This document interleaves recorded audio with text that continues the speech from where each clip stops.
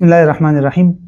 आजकल कुछ मसाइल में लोग माली जुर्माने के हवाले से सवालात करते हैं कि किसी से कोई माली जुर्माना लेना शरअन जायज़ है या नहीं, जिसको हमारे यहाँ फ़िक़्ह में ताज़ीर बिलमाल कहते हैं। तो अक्सर उलमा के यहाँ इसकी इजाज़त नहीं है और इसकी आजकल मुआशरे में बहुत सारी सूरतें राइज है। मिसाल के तौर पर क़िस्तों के कारोबार में जब कोई आदमी कोई चीज़ ख़रीदता है और किसी क़िस्त के अंदर ताख़ीर करता है तो उस पर माली जुर्माना आयद किया जाता है। या और भी बहुत सारी ऐसी सूरतें हैं। कुछ सूरतें तो ऐसी है जिसमें आवाम को इख्तियार ही नहीं होता, जैसे बिजली के बिल हैं उसमें भी ताख़ीर पर जुर्माना आयद होता है। लेकिन बहरहाल अक्सर उलमा ने इस तरह के माली जुर्माने की इजाज़त नहीं दी है।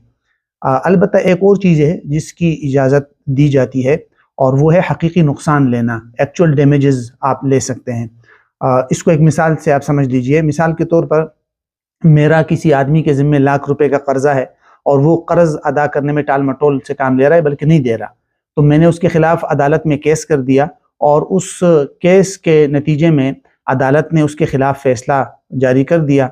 अब वहाँ अदालत ने जो फैसला जारी किया है वहाँ 1 लाख रुपए का भी फैसला जारी कर दिया कि 1 लाख रुपए वो मेरा कर्जा भी मुझे देगा। इसके अलावा उस पर पेनल्टी या जुर्माना आयद कर दिया, मिसाल के तौर पर कि 10,000 या 20,000 रुपये वो पेनल्टी और जुर्माना भी देगा।